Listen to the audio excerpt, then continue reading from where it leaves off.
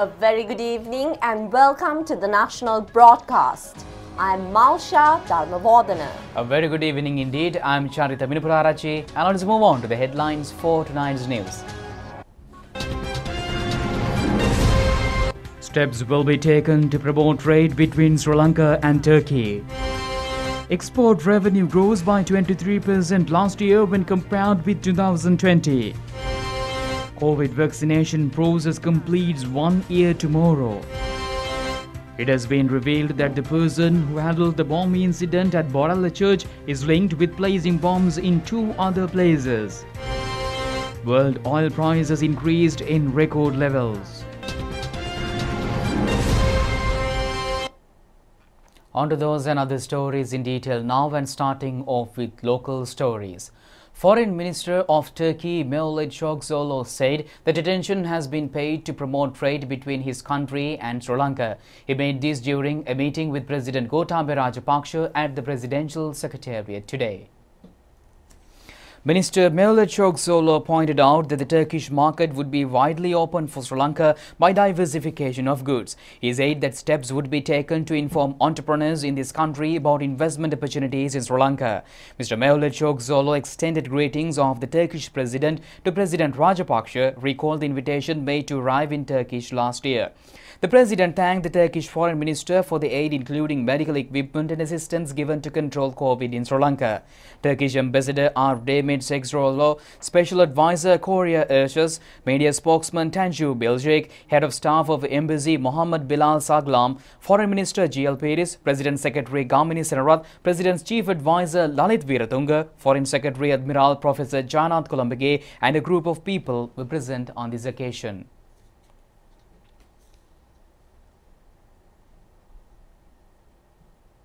Foreign Minister of Turkey Mevlut Cavusoglu said that Sri Lanka is considered as an important partner in the Asian region. He mentioned this following bilateral discussions with Foreign Minister Professor G.L. Peris. The Foreign Ministers' meeting took place this morning at the Ministry of Foreign Affairs in Colombo. Thereafter, they expressed their views at the media. Volumes of trade between the two countries are not really sufficient, and we are very eager to enhance the threshold. It's at the moment at only about $350 million US. But the Trade and Economic Commission has set the target of at least 500 million. Sri Lanka's main export into Turkey is tea, but we are committed to diversifying the range of Sri Lanka's exports into Turkey. I told His Excellency about the quality of Sri Lankan gems and jewelry, the quality of our spices, cinnamon, pepper, and so on. So there's a lot of scope for expanding the range of items that we send from Sri Lanka into Turkey. There is also very robust cooperation in the defense sector, because both Turkey and Sri Lanka have been victims of terror. There is consequently the need to share information, and this is happening very successfully. Indeed, the Defense Secretary of Sri Lanka, General Kamal Gunaratne, recently made a visit to Turkey. So in all these sectors, and I must also mention the very strong support that Sri Lanka has received from Turkey in international fora, including the General Assembly, including the Human Rights Council in Geneva. There is a session coming up at the end of February.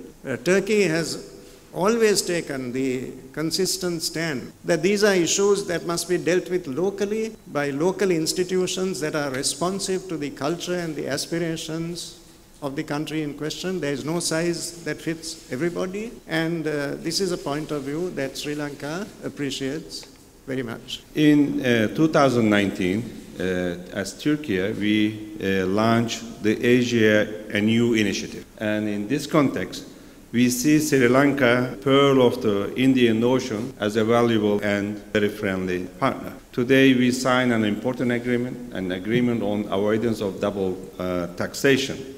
And this agreement that we signed today will enable us to further develop our economic relations. We can do more as the potential is big, and we will also try to diversify our trade. and enhancing transportation connections is also crucial. And today we actually discussed the various areas that we can work together, like health, pharmaceuticals, construction, tourism. And we have safe tourism concept that I mentioned this to President as well. We are ready to share our experience. And we need to also form the business council here in Sri Lanka. And strengthening our cultural ties and people-to-people relations is on our agenda as well. Currently, Turkish Airlines has 11 weekly flights to Sri Lanka between Istanbul and Colombo. So these flights contribute to the relations between our peoples and also to the Sri Lankan tourism. Turkish Airlines is considering to increase the frequency from 11 to 14 per week in September. And thank you very much for your support to this, our national carrier. And meanwhile, Trade Minister Bandula Gunawardena said that it was possible to achieve a 23% growth in export revenue amid many challenges. The minister mentioned this while attending a function of Sri Lanka Export Development Board. Exports of garments and textiles have increased by 29.93% in 2021 when compared with 2020. Tea exports have recorded a growth of 6.72% in 2022 when compared with the previous year. Rubber-related products have shown a growth of 33.87%. Rubber-related products have recorded a growth of 25.81%. Diamonds, gems and jewellery products 97.32%. Fish products exports 44.4% and ornamental fish exports 60.94%. Chairman of Sri Lanka Exports Chamber Suresh Dimel said the targets were changed unexpectedly with the COVID pandemic. However, he said that they were able to achieve more progress than expected throughout sports.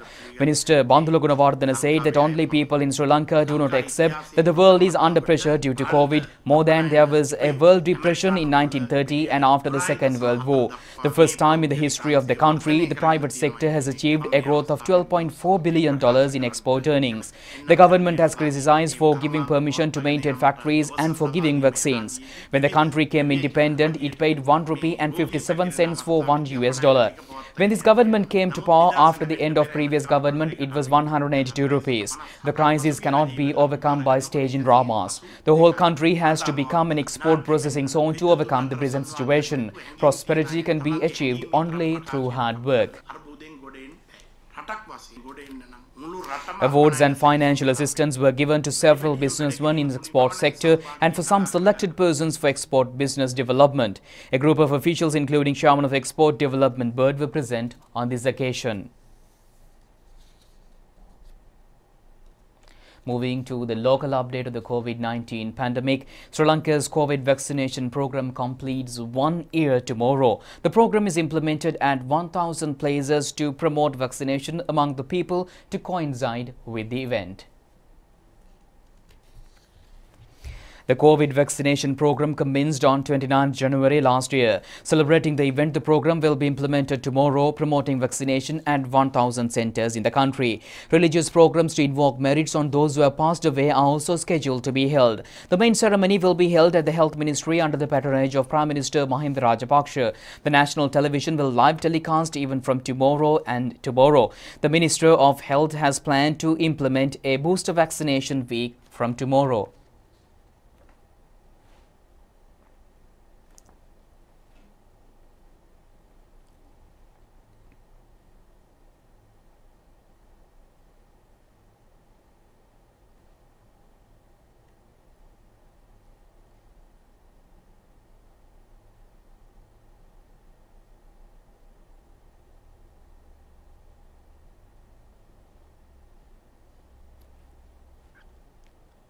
Director General of Health Services Dr. Asela Gunawardena has amended the health guidelines on quarantine. According to the amended guidelines, if a patient who has been hospitalized has been cured of the symptoms, the patient can leave the hospital after 7 days if the patient does not suffer from fever for 40 hours without antibiotics. A patient at home can also follow the same method. If a patient has fever for 48 hours without symptoms, it should be informed to the nearest medical officer's office. A person identified as a contact of COVID-19 patient can engage in normal activities if if such a person is fully vaccinated and without symptoms. If they show symptoms, they should immediately take a test. If a person who has taken one dose or a person who has not been vaccinated found to be a close contact, such a person should undergo quarantine for 7 days. They can be released from quarantine following rapid antigen or PCR test results. If symptoms are shown during quarantine period, they should be subjected to rapid antigen or PCR tests. A person above 20 years is considered as a fully vaccinated person until 3 months after taking the second dose. They will be considered fully vaccinated after taking the booster dose 3 months later. If a person who has taken both vaccine doses get infected with COVID or 3 months have passed after taking the second dose, they can get the booster dose after 1 month or recovery. Children between the ages of 16 to 19 years are considered fully vaccinated after 2 weeks of getting the second dose. Children between the ages of 12 and 15 years are considered fully vaccinated after 2 weeks of getting one vaccine dose.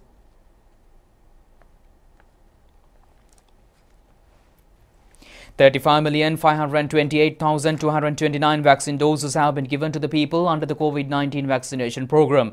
16,583,724 had been given the first dose. 13,897,682 have been given both the doses. 5,046,823 have been given the booster dose. The Director General of Health Services confirmed today 17 COVID-related deaths which occurred yesterday. 10 of them are 60 and above 60 years. 7 of them are between the ages of 30 and 59 years.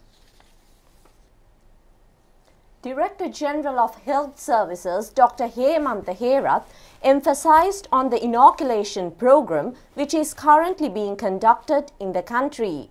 He further emphasized on the newly issued health guidelines. Today, I wish to inform that we have completed 365 days of vaccination in Sri Lanka against the COVID-19 infection. In 29th of January last year, we started this process, and tomorrow we are commemorating the 1-year completion of the immunization against COVID-19 in Sri Lanka. And the main aim of having this function is to, in a way, pay a tribute to the health workers and the members of the Triforces, all other government officials and the community leaders, members of the other organizations who contributed immensely to make this event a success and this process a success, as well as all citizens who supported by cooperating with the authorities to get the vaccine. All these people will be remembered and tribute will be paid for. We know that the guidelines have been revised in order to update the current situation in relation to the control and the management of contacts of the COVID-19 patients, and those who have achieved full vaccination coverage, that means those who have got the third dose of relevant vaccines, and also about 20 years, all those who got the third dose, and also those who got first or the single dose about 12 years and 2 doses about 16 years are included as having fully immunized, and they will be treated in a different manner where they are become a contact of a known patient. They need not to be quarantined, but they can work as usual, abide into the normal health guidelines, and few other detailed information is contained in the circulars, and all these circulars are available at the Health Ministry website as well as Epidemiology Unit and other Ministry of Health agencies coming under the Ministry of Health. The World Health Organization says that the next COVID variant will be more contagious than Omicron, but the question remains whether it will be more deadly. COVID-19 technical lead of the World Health Organization, Maria Van Kerkhove, said that 21 million COVID cases were reported to the World Health Organization over the last week, setting a new global record for the weekly cases from the rapid spreading Omicron variant. Maria Keko went on to say that the next variant of the concern will be more transmissible because the new variant has to overtake what is currently circulating. She warned against theories that the virus will continue to mutate into mild strains that make people less sick than earlier variant, and there is no guarantee of such theories. Most coronavirus restrictions, including mandatory face masks, were lifted in England yesterday after British government said its vaccine booster rollout successfully reduced serious illnesses and COVID-19 hospitalizations. Last week, the British government dropped its advice for people to work from home and guidance for face coverings in classrooms. From next week, restrictions on the number of visitors to nursing homes will also be lifted. United Kingdom reported 9,871 COVID-19 cases and deaths due to COVID-19 reported amounts to 333. United States reported the highest number of COVID-19 cases in the world, amounting to 497,351 cases. Meanwhile, Minister of Justice Honorable Ali Sabri emphasized the need to strengthen the judiciary and the rule of law. The minister went on to say that the executive president has appointed 14 Supreme Court and the Court of Appeal judges from merits of services to ensuring the independence of the judiciary. Steps have been taken for the law delays by certain infrastructure related to the courts and renovating 63 new court complexes and improving the number of judges. Be grateful to His Excellency the President.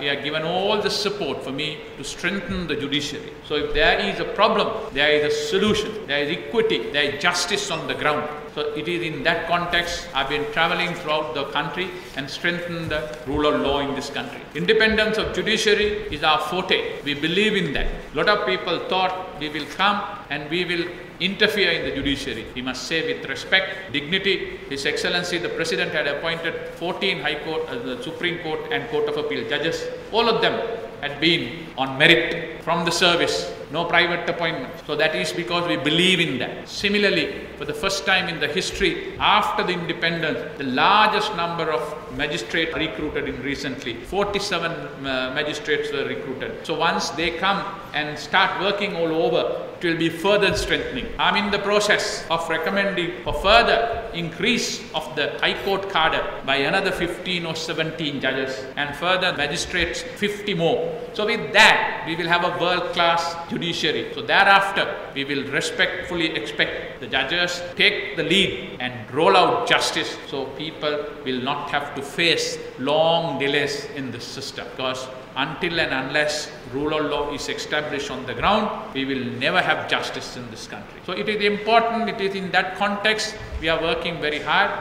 Ever since I have taken over this ministry, we have 5-pronged strategy to meet the everlasting loss delays. Loss delays is a massive problem, perennial problem. People are suffering from that. We thought we will increase more courthouses, which is happening. In Colombo, there is a massive construction being taking place, the House of Justice, which will cost us around 20 billion or more than that now. With that, there will be 60 new courthouses coming into the system. And around all over the country, we are building right now, or either building or renovating 63 new court complexes or houses or renovating it. With that whole system is being transformed. We are improving the number of judges. Everyone in the past, including previous governments, come and go. They will all say that we respect the judiciary, we respect the independence of judiciary, but nothing else had been done other than lip service. We are pragmatically on the ground doing this. Meanwhile, it has been revealed that a person who handled the bomb incident at Borala All Saints Church is linked to placing bombs at a private hospital in Narahempita and Beluvilla Temple. Secretary to the Ministry of Public Security, retired Major General Jagat Alvis disclosed this to media today. Public Security retired Major General Jagat Alvis said that 3 persons were working at the church were taken to police using CCTV footage. After getting information from them, it was found that another person has taken the bomb there, and following lengthy investigations, a suspicious person has been arrested from Abilipiti area. Following a special investigation about a person who handled him, police have arrested a doctor in Piliyandula area. Police have found he is connected to placing bombs at a private hospital in Narahempita and Beluvilla Temple at the church.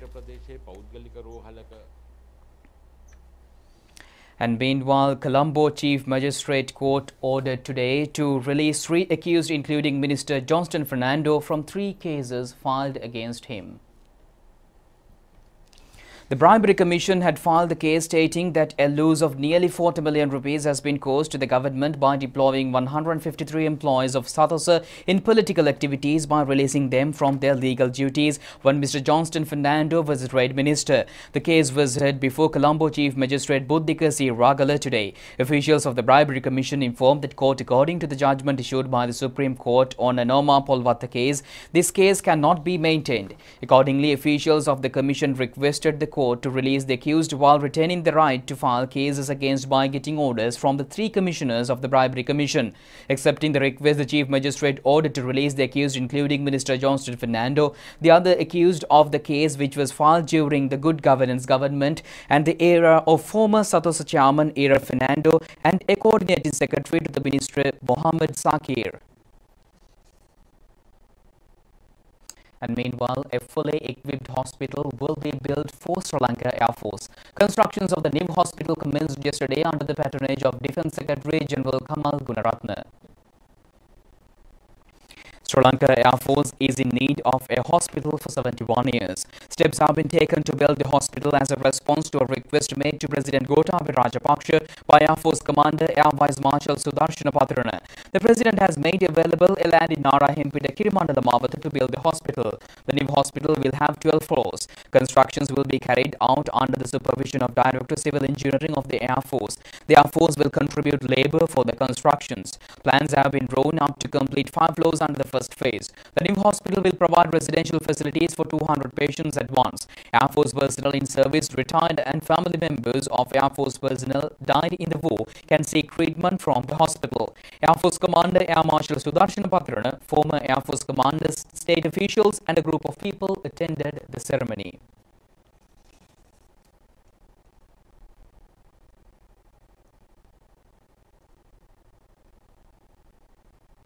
You're watching the national broadcast and we continue with more local stories.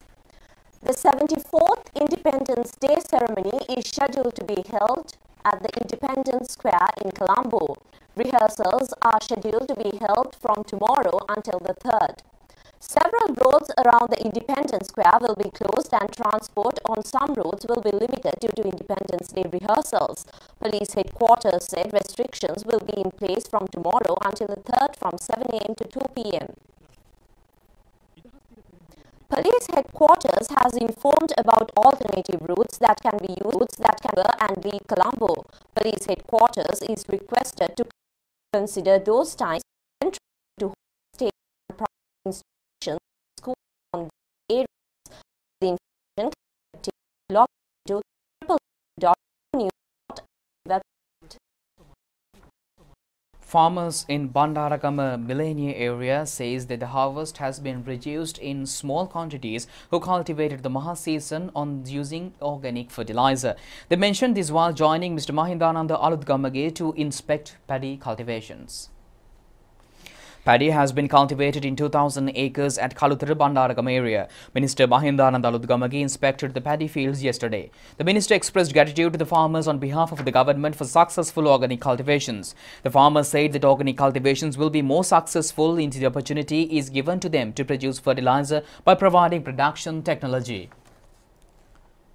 Additional crops cultivated in 250 acres belonging to Sri Lanka Cashew Corporation at Mana, Kondachi area was harvested yesterday. Only organic fertilizer has been used to cultivate additional crops apart from cashew. The assistance of Civil Defence Department has been given for cultivations. Mullaitivu District Magistrate Court was opened today under the patronage of Justice Minister Ali Sabri. 309 million rupees have been spent on the project. The minister also attended the mobile service organized by the Legal Aid Commission and the Office of Missing Persons to coincide with access to Justice Northern Province mobile service. State Minister Jeevan Thondaman, MP Carter Mastan, Justice Minister Secretary MMPK Mayadunna, justices and lawyers were present on this occasion. Construction of ultra-luxury Minupura city centre trade complex with 7 floors commenced yesterday. The constructions will be implemented according to the Ratnapura New Town Plan. 1,000 million rupees will be spent on the project. The complex will consist of 2 shopping complexes, a gem trade centre, a cinema hall, a modern performing theatre, an indoor sports stadium, a restaurant, a swimming pool, a vehicle park and many other facilities. Ministers Pavitra Wanyarachi, State Minister Janaka Wakkubra and many others were present. Mavanalla Hemmatagama, Arayale tank and Rambukkana Boraluwa tank were vested with people after renovations under the patronage of State Minister Anuradha Jayaratne. A group of people, including State Minister Kanaka Herath, were present on the occasion. Ministry of Urban Development and Housing said the development projects in Beragal town are in the last stages. They have been implemented under 100 Cities Development Program. Urban Development Authority implements the project on the instructions of Prime Minister Mahinda Rajapaksa. Beragal town, which is considered of a small 3-way junction, is a tourist city with 3 roads leading to 3 areas of the Uva province. Steps have been taken to remove all illegal constructions. Facilities to park vehicles have been increased. Urban Development and Housing Ministry said that 3 observation rooms have been built at 3 places in the town. People in the area have praised the government for developing the town while protecting the environment. The remains of veteran singer Neela Vikramasinghe were brought to the country today from Italy. The remains are lying at her residence at Papiliana. The funeral is scheduled to be held tomorrow at Borala General Cemetery. She passed away while working as the Sri Lanka's Consular General in Italy.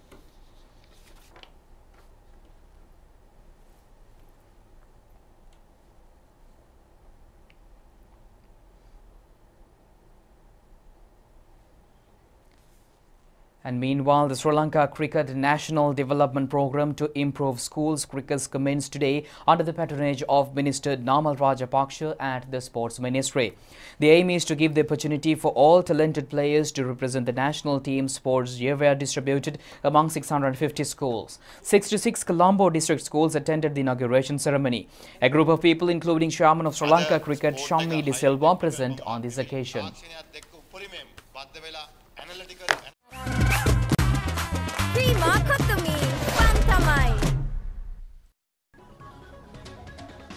And with that, we conclude tonight's news. Tomorrow at the very same time. Stay safe. Good night. Good night.